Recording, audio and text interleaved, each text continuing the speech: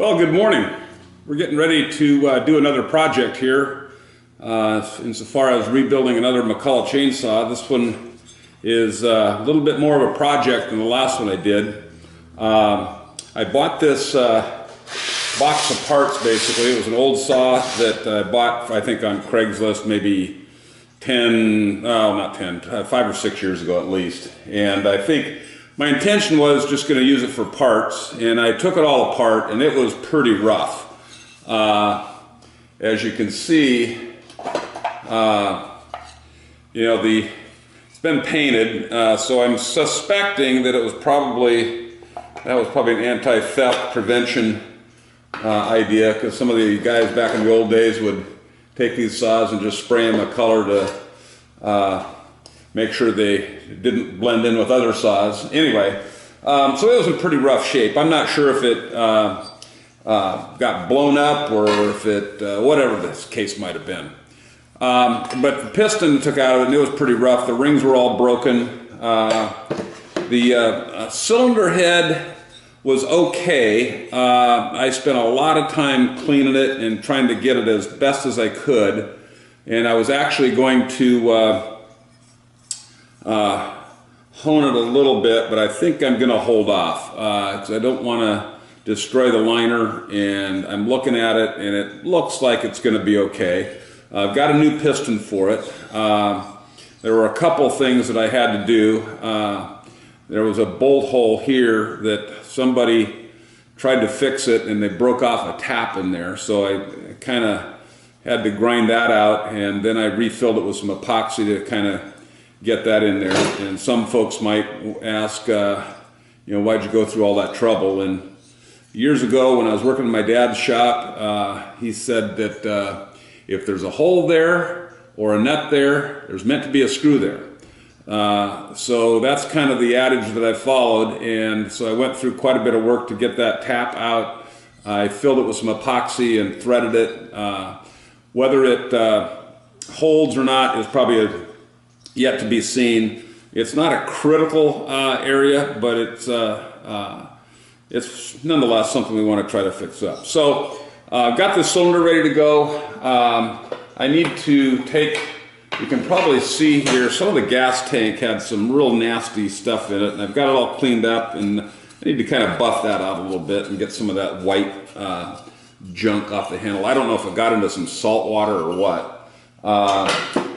And then we'll have to take the old piston out, the old connecting rod. I believe it's going to be okay. I probably need to do a little more checking, but it seems like it's in reasonably good condition where it connects there on the crankshaft journal. The bearings I think are going to be okay. They seem to be all right.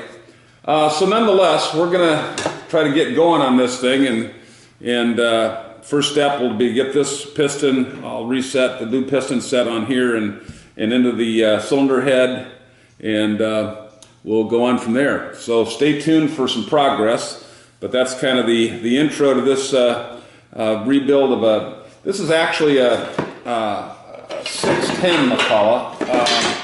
You can see right there, and this is probably one of the early vintage of the 70cc saws.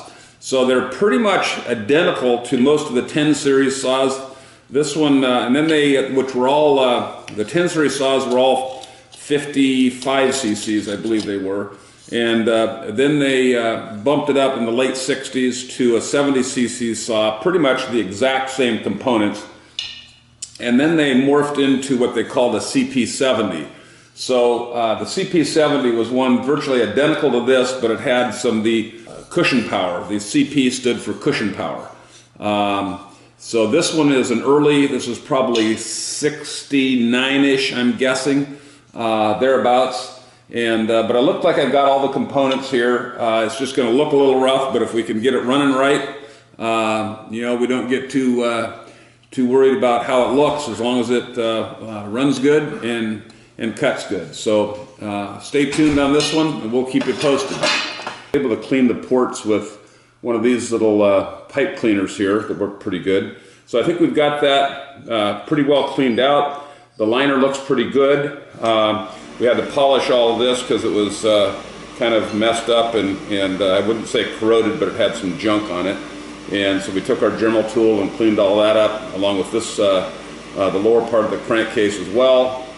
Now we did have our new piston. We had it back in at one point in time, and I made a big boo-boo. I had the piston in, and I went and I twisted it at the same time I was pulling up on it a little bit, and this lower ring caught on the intake port and busted it. So that was on me, a bad move. We were able to find a new standard size piston ring set on the internet. So we're thankful for that. And we're going to go ahead and put the rings back on the piston. And we'll put this back together, the crankcase, and we'll keep you posted on that. A couple of other things we had to do. The muffler was a little bit pretty well broken up, although it was all intact. This little piece right here was gone, and as a result there was a hole in the bottom of the muffler here where this little piece is supposed to be, kind of like that one right there. So what we did is, as well, there was also a little break in the crack in the muffler right there. So we took the torch and brazed a little piece on here and tapped it to thread that. So we've got that back together, and we brazed this couple little cracks right here. So the muffler's, and then we put some paint on it.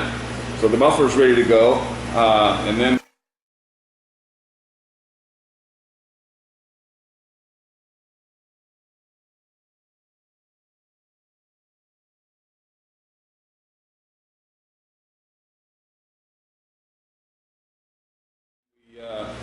while we were waiting for the rings to arrive, which actually was probably a blessing in disguise, because it gave me a chance to kind of reassess a whole bunch of things here and get things cleaned up a little bit better.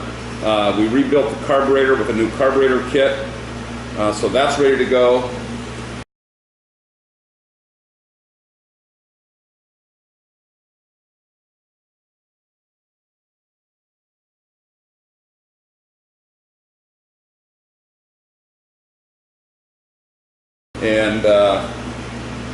And I had to find a few other parts that had gotten lost along the way on this thing. So I think when I got it, I probably paid a total of $5 or $10 for it, and it was basically just a part saw, as I said earlier. So we're going to go ahead and begin assembling this. We'll use some crankcase sealer,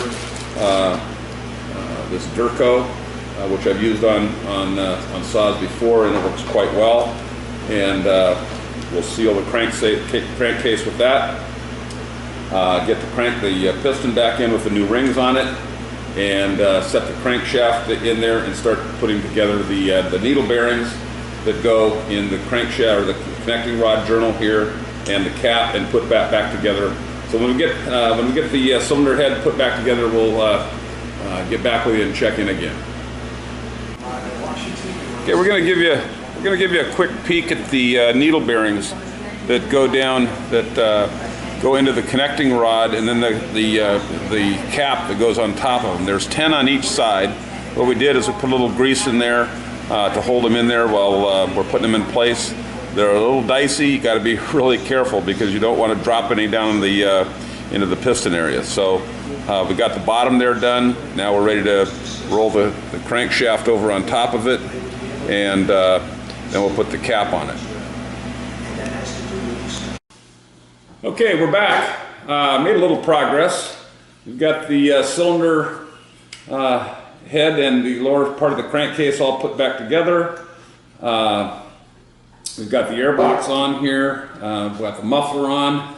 Now we're going to start working on the ignition side here, putting the points in the condenser back in here, and we'll check back in a little bit, and probably the next stage is whether or not we have some spark when we get the points all set, and be able to get the flywheel on and give it a crank or two to see if we have some spark. So we'll be back.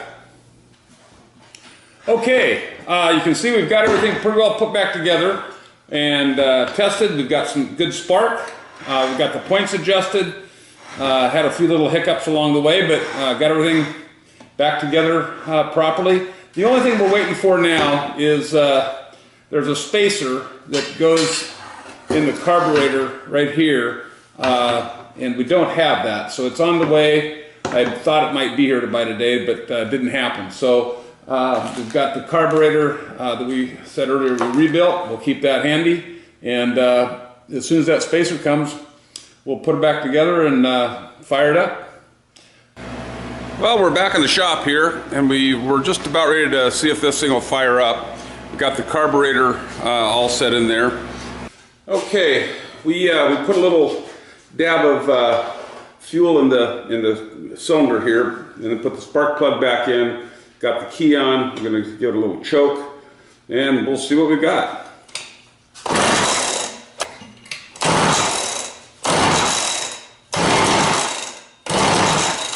Getting there.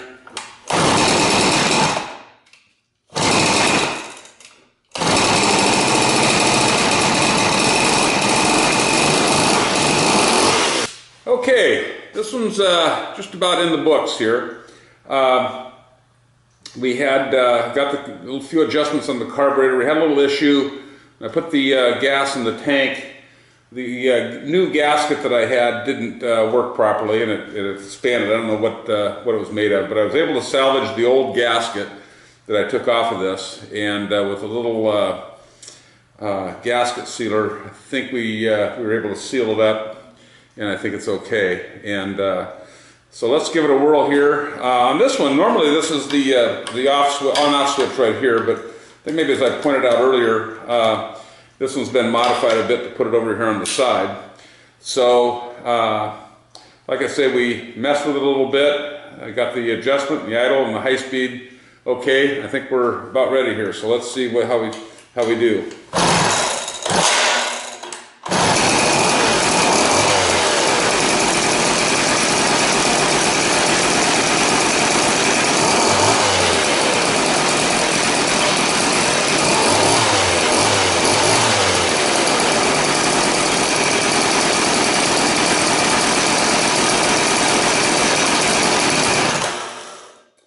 I think that one's going to be a wrap.